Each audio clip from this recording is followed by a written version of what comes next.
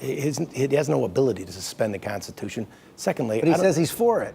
well, he says a lot of things but that doesn't mean that it's ever going to happen. So you got to accept exact fact from fantasy, and fantasy is that we're going to suspend the Constitution and go backwards. We're moving forward, and we're going to continue to move forward as a Republican majority and as a Republican. Okay, so we need to talk about something that just leaked from inside Trump's inner circle.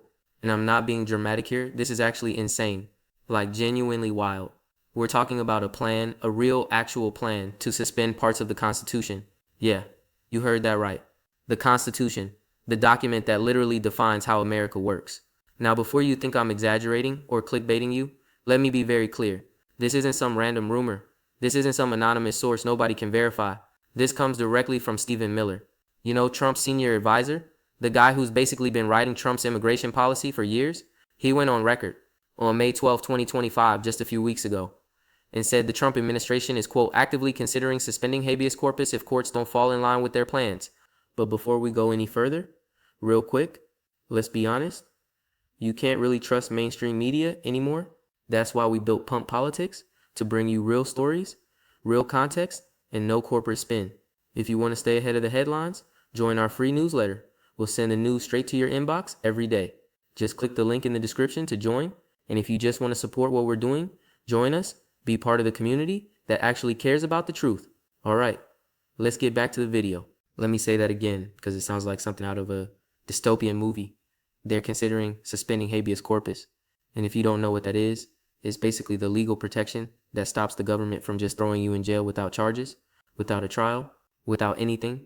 It's one of the oldest rights in Western law. It goes back centuries, and they're talking about getting rid of it. Can you believe this?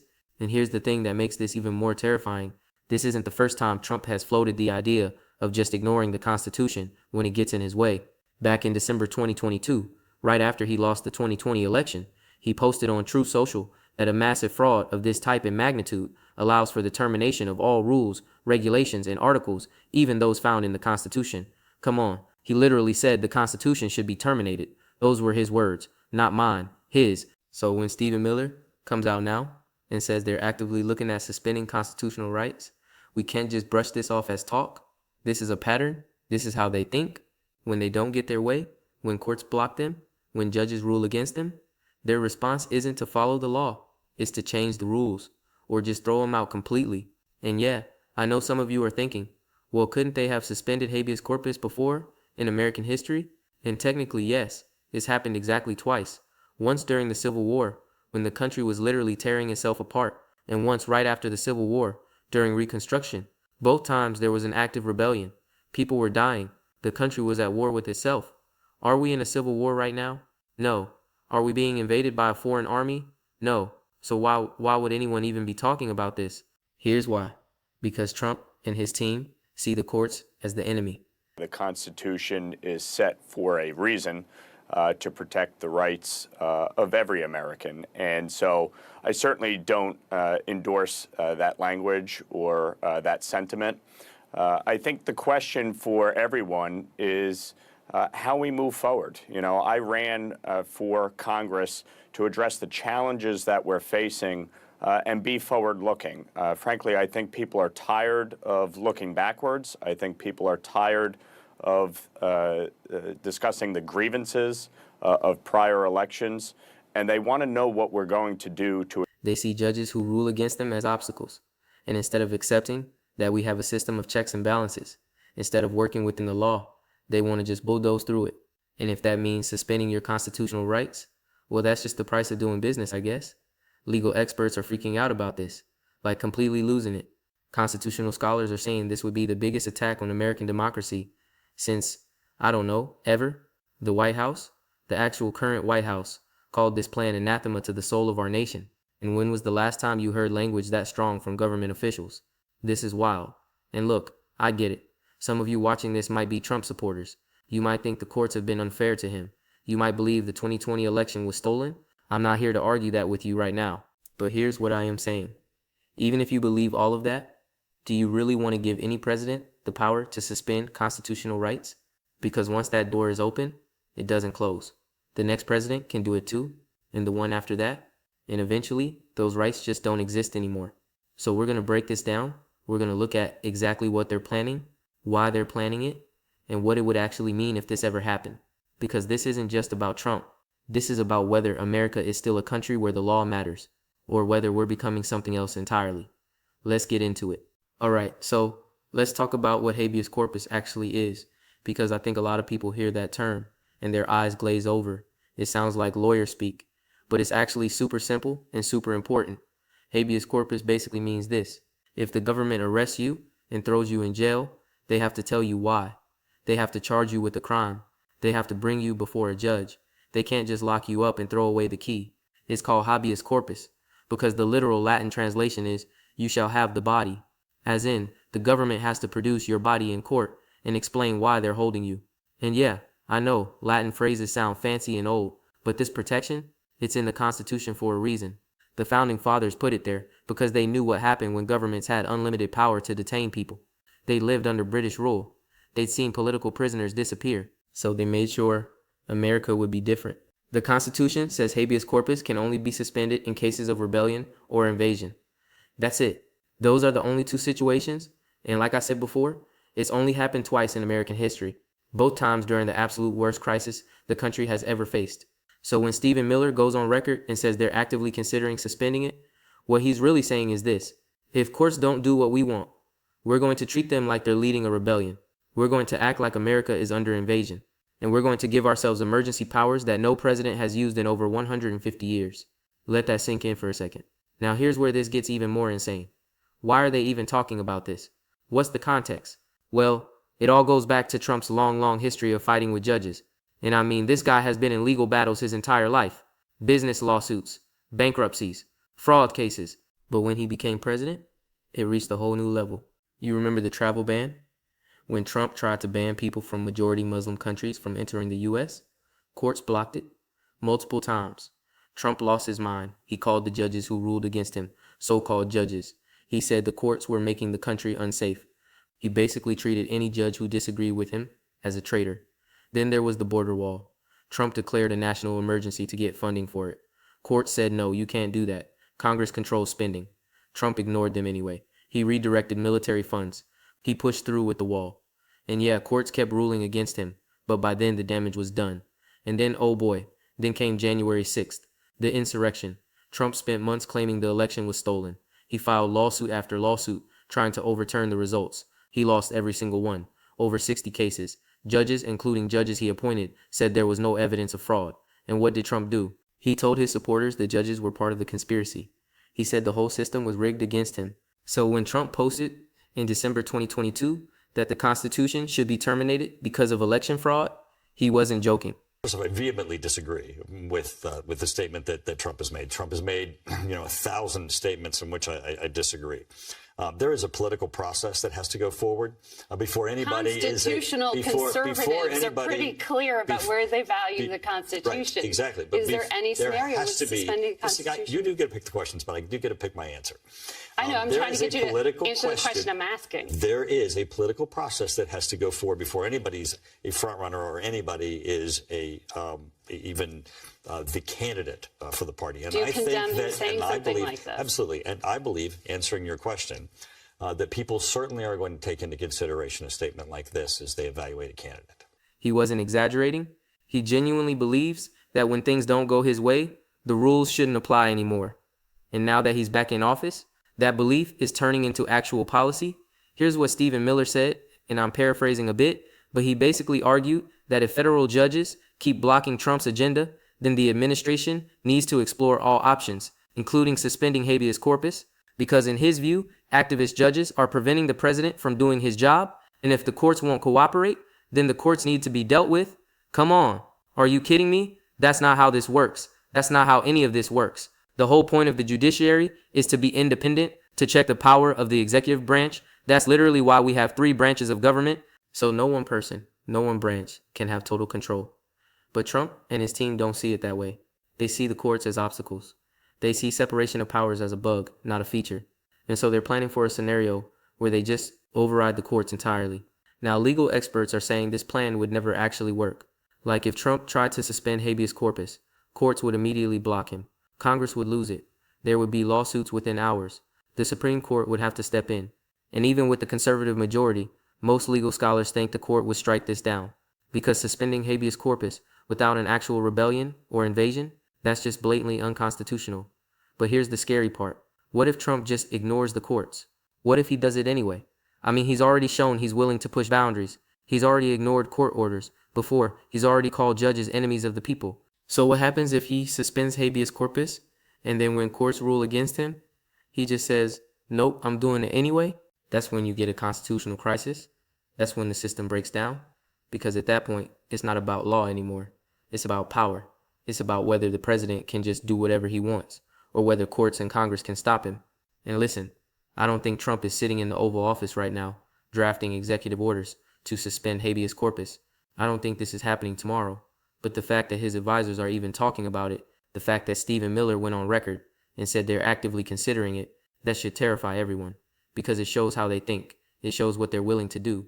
And we've seen this playbook before. Trump floats an idea, people freak out, he backs off, or says he was joking, or says he was misunderstood. Then a few months later, he does a version of it anyway. The travel ban, the border wall, separating families at the border. Every time, people said he won't actually do that. And every time he did. So yeah, when Stephen Miller says they're actively considering suspending habeas corpus, I believe him. I think they're looking for a legal justification. I think they're wargaming scenarios. I think they're figuring out how to sell it to the public. And I think if they get the chance, they'll try it. Which brings us to the big question. What does this actually mean for regular people? Like, if Trump suspends habeas corpus, what happens? Well, let's game it out. Let's say there's a big protest. Thousands of people march against some Trump policy. Maybe it's immigration. Maybe it's healthcare. Doesn't matter. And let's say things get heated. Some people get arrested. Under normal circumstances, those people would get charged. They get lawyers. They go to court. They'd have a trial. But if habeas corpus is suspended, the government could just hold them indefinitely. No charges, no trial, no lawyer. You're just in jail. And you stay there until the government decides to let you go. Or until the suspension is lifted. Which, who knows when that would be. And yeah, you might be thinking, well, that would only apply to protesters or rioters or criminals. But that's not how it works. Once habeas corpus is suspended, it applies to everyone. The government decides who's a threat. Not the courts, not a jury, the government. So if you criticize Trump online, could they come for you? Technically, yes. If you organize against his policies, could they detain you? Technically, yes. If you're just in the wrong place at the wrong time, could you end up in jail with no way out? Technically, yes. That's what we're talking about here. That's what's at stake. Okay? So let's break this down into a few key points. Because I know this is a lot, and I know it sounds extreme, but we need to understand exactly what's happening here. Point 1. This isn't new behavior from Trump. This is a pattern. Back in 2022, after he lost the election, he literally called for terminating the Constitution. Those were his exact words. He said the fraud was so massive that all rules, regulations, and articles, even those in the Constitution, should be terminated. And yeah, Republicans at the time condemned him. They said he went too far. They said he didn't mean it. But guess what? He's president again. And now his advisors are talking about suspending constitutional rights. So yeah, he meant it. Point 2. Stephen Miller isn't some random guy. He's one of Trump's most senior advisors. He's been with Trump since the 2016 campaign. He's the architect of Trump's hardline immigration policies. He's the guy who pushed for family separations at the border. He's the guy who wrote the travel ban. So when he says they're actively considering suspending habeas corpus, this isn't a trial balloon. This is a real conversation happening at the highest levels of the Trump administration. Point 3. The justification they're using is completely bogus. They're saying activist judges are blocking Trump's agenda, so they need emergency powers to override the courts. But that's not what habeas corpus is for. Habeas corpus isn't about policy disagreements. It's about protecting people from unlawful detention. And the idea that you would suspend that protection just because judges are ruling against you, that's authoritarianism. Plain and simple. Point 4.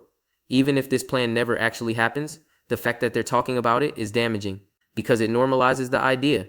It makes people think, well, maybe suspending the Constitution isn't that crazy. Maybe if there's a big enough crisis or a big enough threat, we should give the president unlimited power. And once that door is open, once people accept that logic, it's really, really hard to close it again. Point 5. And this is crucial. We need to understand the historical context here. Every time a country has gone down this road, every time a leader has suspended basic rights in the name of security or efficiency, it's ended badly, like really badly. You look at history, you look at countries that gave their leaders emergency powers, and those powers never went away. They became permanent. The emergencies became permanent, and the rights, they just disappeared. So where does this leave us? Well, first off, we need to pay attention, because this is the kind of story that gets buried under all the other Trump drama. There's always something new, always some new scandal or controversy or outrageous tweet, and it's easy to just tune it out. But this one matters, because this is about the fundamental structure of American democracy. This is about whether we still have a constitution or whether it's just a suggestion that presidents can ignore when it's convenient. Second, we need to hold people accountable. And I don't just mean Trump. I mean everyone around him. Stephen Miller should be asked about this in every interview. Every Trump advisor should be forced to answer whether they support suspending habeas corpus. Every Republican member of Congress should be asked if they'll stand up to this, because silence is complicity. If nobody pushes back, if nobody says this is a red line, then it becomes acceptable. Third, we need to understand what's at stake here. This isn't about Trump versus Biden. This isn't about left versus right. This is about whether America is a country where the law applies to everyone, including the president, or whether we're becoming a country where the president is above the law, where the president can rewrite the rules whenever he wants, where your constitutional rights only exist as long as they don't get in the way of the government. And I know some people watching this are thinking, oh, here we go, more Trump derangement syndrome, more overreacting to everything he does. But I'm going to push back on that, because this isn't overreacting. Trump's own advisor went on record and said they're considering suspending constitutional rights. That happened. That's not speculation. That's not exaggeration. That's what they said. And yeah, maybe they won't actually do it. Maybe this is just tough talk. Maybe courts would block it anyway. But the fact that we even have to have this conversation, the fact that a sitting president's advisors are openly discussing suspending the Constitution, that should alarm everyone, no matter what your politics are, no matter who you voted for. Because here's the thing, if Trump can suspend habeas corpus, so can the next president, and the one after that, and eventually those rights just don't exist anymore. They become something the government gives you when it's convenient and takes away when it's not. And that's not America. That's not what this country is supposed to be. Now let's talk about what this means practically, like in real terms. If Trump actually goes through with this, what does your day-to-day life look like?